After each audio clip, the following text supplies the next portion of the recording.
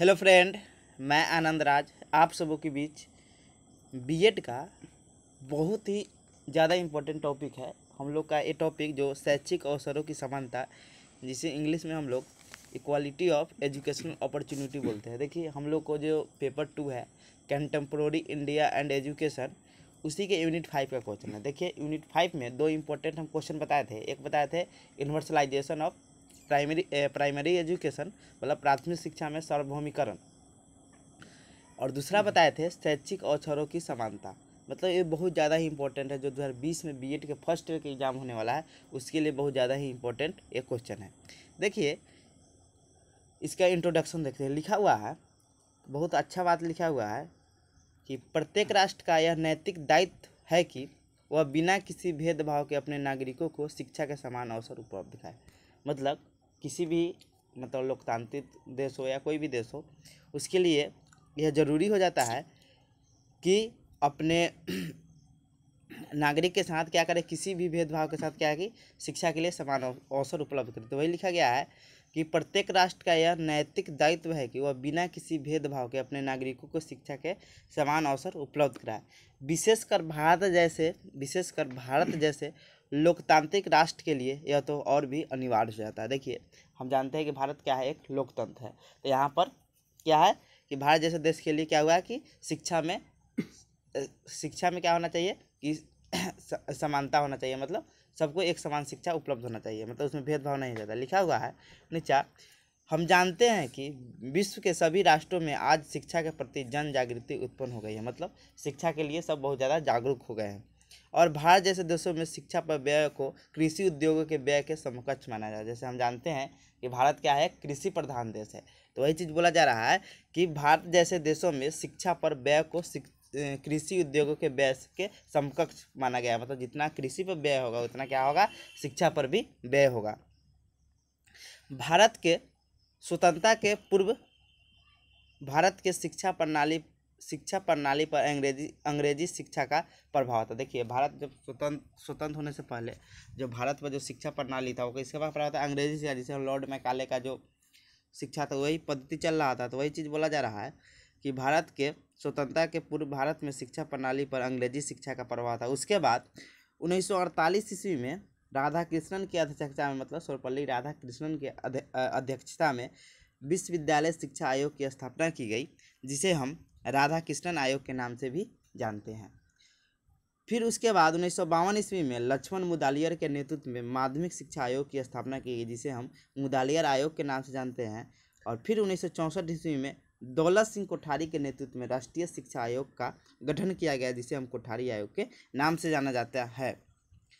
भारत में जितने भी स्वतंत्रता के बाद शिक्षा आयोग बनी, ये अपने सुझाव में शिक्षा में अवसरों की समानता की बात कही। देखिए, हम बताएं कि स्वतंत्रता के बाद 3 शिक्षा आयोग का स्थापना हुआ, जिसमें पहला था विश्वविद्यालय शिक्षा आयोग, जिसे हम लोग राधा कृष्णन आयोग के नाम से जानते हैं, जो 1948 में इसकी स्थापना हुई। फिर 1952 ईस्वी में मुदालियर आयोग के नेतृत्व में लक्ष्मण मुदालियर के नेतृत्व में मुदालियर आयोग की स्थापना हुई।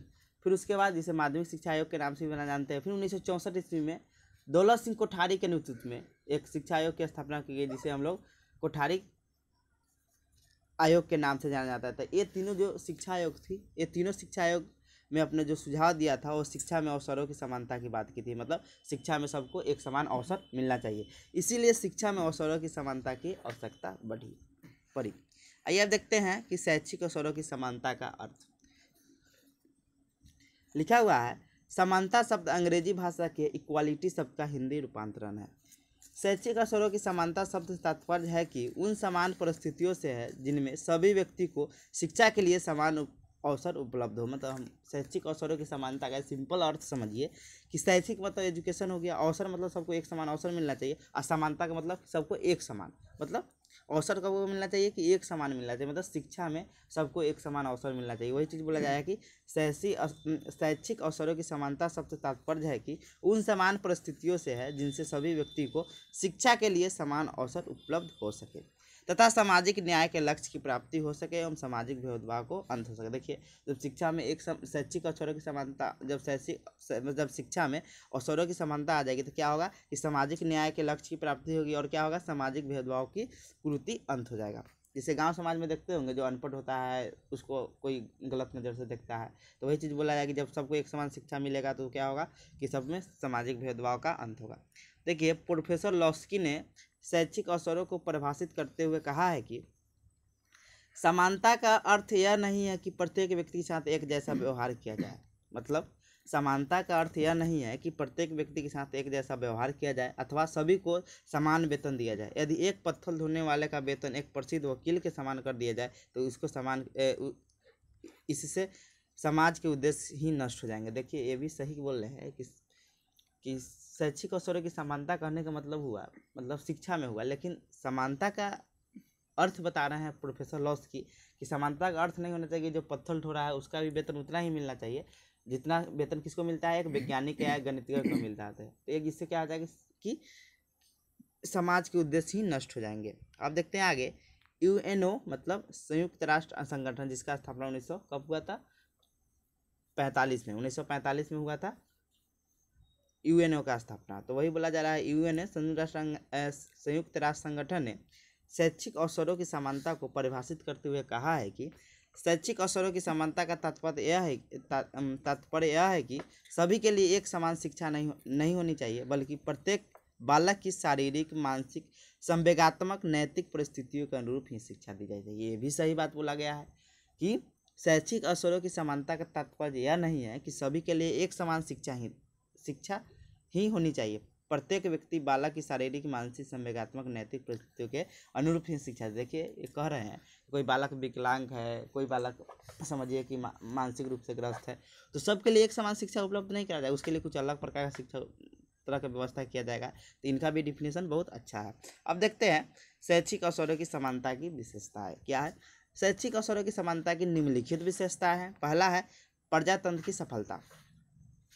जैसे लिखा हुआ है, इसका थोड़ा डिफाइन करते हैं। हम जानते हैं कि प्रजातंत्र का आधार समानता ही है। देखिए, प्रजातंत्र का जो आधार है, मतलब जैसे लोकतंत्र है, उसका आधार क्या है, समानता है। मतलब सब आदमी को, जो सरकार होता है, सब आदमी को क्या देखता है, एक समान नज़र से देखता है। तो वही चीज़ बोला जा रहा है कि हम जानते हैं कि प्रजातंत्र का आधार क्या है, समानता ही है। यदि प्रजातंत्र को सफल बनाना है तो वहाँ के नागरिकों में समान अवसर उपलब्ध कराना होगा। एकदम बहुत अच्छा बात बोला गया है कि प्रजातंत्र को सफल बनाना है तो वहाँ के नागरिकों में क्या करना चाहिए, समान अवसर उपलब्ध कराना होगा।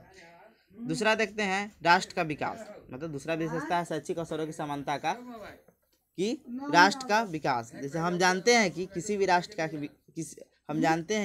राष्ट्र का विकास नागरिकों के विकास पर निर्भर करता है, और यह भी जानते हैं कि किसी भी राष्ट्र की शक्ति शिक्षा होती है। देखिए, एकदम सही कहा गया है कि हम जानते हैं कि किसी भी राष्ट्र का विकास नागरिकों के विकास पर निर्भर करता है, और यह भी जानते हैं कि किसी भी राष्ट्र की शक्ति शिक्षा ही होती है। मतलब किसी भी राष्ट्र की शक्ति क्या होती है, शिक्षा होती है। देखिए, अमेरिका में बहुत अच्छा शिक्षा व्यवस्था एजुकेशनल है, वहाँ पर क्या है कि उसका क्या है कि पावर बहुत ज़्यादा है। भारत में शिक्षा थोड़ा कम है। तो यही चीज़ बोला जाएगा, किसी भी राष्ट्र की शक्ति क्या है, शिक्षा होती है। अतः हमें शिक्षा के प्रति किसी भी नागरिक के साथ भेदभाव की भावना को खत्म करना होगा। तीसरा है बालक का सर्वांगीण विकास। हम जानते हैं कि शिक्षा के माध्यम से ही बालक का सर्वांगीण विकास होता है, अतः किसी भी राष्ट्र का यह दायित्व है कि अपने बच्चों के लिए समान शिक्षा लागू करे। चौथा है शिक्षा एक मौलिक अधिकार। हम जानते हैं कि भारत जैसे लोकतांत्रिक देश में शिक्षा प्राप्त करना सभी के लिए मौलिक अधिकार है। इसका वर्णन संविधान के अनुच्छेद 21 क में वर्णन किया गया है। मतलब जो भारत जैसे लोकतांत्रिक देश में शिक्षा प्राप्त करना अनिवार्य हो गया है, क्योंकि जो संविधान का अनुच्छेद 21 के क है उसमें क्या है कि मौलिक अधिकार, मतलब शिक्षा क्या है, एक मौलिक अधिकार है। अब देखते हैं कि शैक्षिक अवसरों की समानता है तो विभिन्न आयोगों द्वारा दिया गया सुझाव। पहला है कोठारी आयोग के अनुसार सुझाव। हम जानते हैं कि कोठारी आयोग दौलत सिंह कोठारी के नेतृत्व में स्थापित आयोग था, जिसे हम राष्ट्रीय शिक्षा आयोग के नाम से भी जानते हैं। आयोग ने अपने शब्दों में स्पष्ट रूप से कहा था कि शिक्षा का एक महत्वपूर्ण सामाजिक उद्देश्य शिक्षा प्राप्त करने के अवसरों से समानता स्थापित करने से। मतलब कह रहे हैं कि शिक्षा का महत्वपूर्ण सामाजिक उद्देश्य क्या है कि शिक्षा प्राप्त करने के अवसरों में समानता स्थापित करने से। मतलब शिक्षा प्राप्त कोई करा तो उसको क्या, समान अवसर उपलब्ध होना चाहिए, ताकि पिछड़े हुए या कम अधिकार वाले वर्ग एवं व्यक्ति अपनी दशा सुधारने के लिए शिक्षा को साधन के रूप में प्रयोग करें। एकदम सही बात कोठारी आयोग बोला गया है। आयोग ने शिक्षा के क्षेत्र में दो प्रमुख प्रकार की व्यापक असमानताएं बताई। मतलब कौन दो प्रकार की असमानता है, वही बताया कि जो निम्न है, मतलब असमानता। पहला है शिक्षा के सभी स्तरों में बालक एवं बालिकाओं की शिक्षा में व्यापक असमानता है, एकदम सही बात है। दूसरा बताते हैं कि पिछड़े वर्ग, अनुसूचित जाति SC, अनुसूचित जनजाति ST आदि की शिक्षा में व्यापक असमानता है। कोठारी आयोग ने इन दोनों प्रकार के असमानताओं को दूर करने के लिए 4 प्रकार के सुझाव दिए थे। पहला है निःशुल्क शिक्षा की व्यवस्था। दूसरा बताए थे शिक्षा के क्षेत्र में खर्चों में बढ़ोतरी। तीसरा बताए थे छात्रवृत्तियों की व्यवस्था। चौथा बताए थे लड़कियों के लिए विशेष शिक्षा की व्यवस्था। अब देखते हैं भारतीय शिक्षा नीति 1986 के सुझाव। भारतीय शिक्षा नीति 1986 ने शैक्षिक अवसरों की समानता के लिए निम्नलिखित सुझाव दिए हैं। पहला दिए है महिलाओं के समानता हेतु शिक्षा। दूसरा है SC के लिए विशेष शिक्षा। दूसरा है ST के लिए विशेष शिक्षा। D है शिक्षा के दृष्टि से पिछड़े वर्ग एवं अन्य वर्गों में शिक्षा की व्यवस्था होना चाहिए। अब देखते हैं शैक्षिक अवसरों की समानता हेतु सरकारी प्रयास क्या है। भारत सरकार द्वारा शैक्षिक अवसरों की समानता हेतु निम्नलिखित सरकारी प्रयास किए जा रहे हैं। पहला है प्राथमिक शिक्षा सभी विद्यालयों में निःशुल्क किया जाना। दूसरा है B नंबर है माध्यमिक विद्यालय एवं उच्च शिक्षण संस्थानों में पुस्तकें निःशुल्क मिलना चाहिए। तीसरा है प्राथमिक स्तर पर पाठ्य पुस्तक मुफ्त मिलनी चाहिए। चौथा है प्रतिभाशाली छात्रों को पुस्तक खरीदने के लिए अनुदान दिया जाए। E नंबर है शिक्षा के विभिन्न स्तरों में छात्रवृत्ति को लागू किया जाना चाहिए। और F है अनुसूचित जनजाति एवं जनजाति के लिए शिक्षा कार्यक्रमों पर विशेष ध्यान देना चाहिए। अब देखते हैं शैक्षिक अवसरों की समानता के लिए संवैधानिक प्रावधान।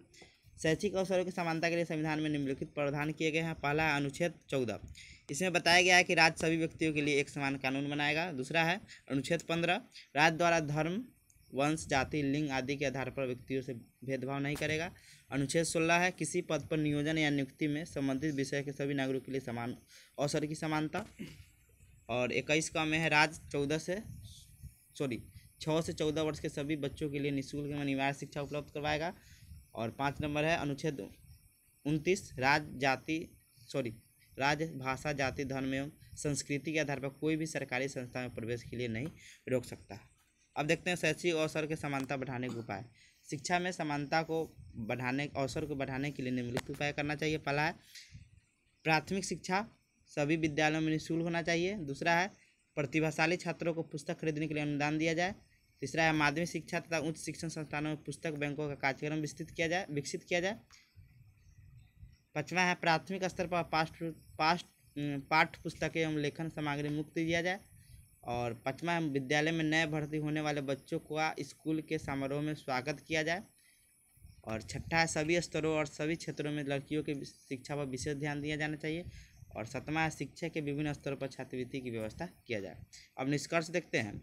उपरोक्त विवरण से स्पष्ट होता है कि किसी भी राष्ट्र का विकास तभी होगा जब वहाँ के शिक्षा व्यवस्था में समानता होगा, यानी शिक्षा में सभी व्यक्तियों को समान अवसर देना होगा। क्योंकि हम जानते हैं कि किसी भी राष्ट्र का आधार शिक्षा ही होता है, अर्थात शिक्षा पर ही किसी राष्ट्र का भविष्य टिका है। इसीलिए शिक्षा के क्षेत्र में अवसर की समानता होनी चाहिए। एकदम सही कहा गया है कि जो किसी भी राष्ट्र का आधार क्या है, शिक्षा ही होता है, अर्थात शिक्षा पर ही किसी राष्ट्र का क्या है, भविष्य टिका है। इसीलिए शिक्षा के क्षेत्र में क्या होना चाहिए, अवसर की समानता होना चाहिए। Thank you.